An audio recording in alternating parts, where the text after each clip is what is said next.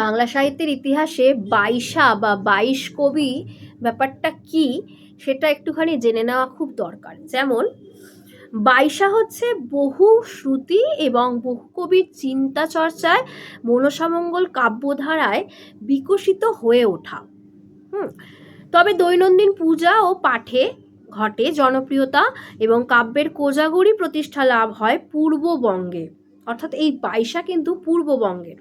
কাব্যটিকে ভালোবাসার জন্য স্বভাবতই ভালো লাগার উপযোগী বিভিন্ন কবির রচিত পংক্তি গুচ্ছকে একটি সংকলনের মাধ্যমে গ্রথিত করে একটি সম্মেলক কাব্য বা সঙ্গীত সংকলনের অস্তিত্ব থাকা ছিল খুব স্বাভাবিক ঘটনা। এরই নাম ছিল বাইশা, অর্থাৎ 22 জন কবির রচনায় এই সংকলন সমৃদ্ধ হয়ে উঠত, সেই জন্য বলা হতো বাইশা।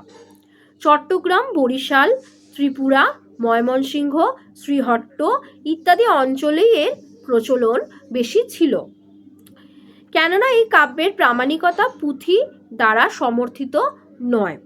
সম্পাদকের ভূমিকায় সজ্জিত হয়ে ছাপার অক্ষরে আত্মপ্রকাশ করে এই বাইশা, অর্থাৎ 22 জন কবির রচিত কবিতা গুচ্ছের সংকলন। যাই হোক, কবিদের নাম আছে এখানে 22 জন কবি যাদের কবিতায় সমৃদ্ধ হয়ে উঠেছে এই বাইশা সংকলন।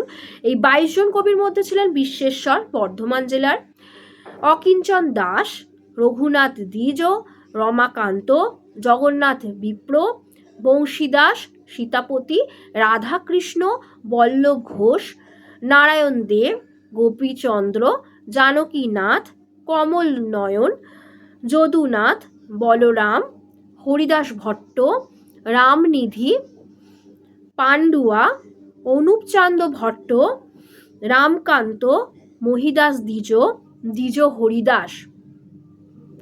কিন্তু সংস্করণগুলির সর্বত্র এই নামের সঙ্গতি দেখা যায় না। সুতরাং এরা সকলে হয়তো কবি ছিলেন না, কেউ কেউ হয়তো গায়ন রূপেও উপস্থিত ছিলেন। তো এই বাইশার কিছু গুরুত্ব ছিল। বাইশার গুরুত্ব হচ্ছে যে এই কাব্য সংকলনের গুরুত্ব উপেক্ষা করা যায় না, কারণ প্রথমত এরকম সংকলিত গ্রন্থের প্রকাশ সাহিত্যের ইতিহাসের ধারাবাহিক আলোচনার পক্ষে প্রয়োজনীয়।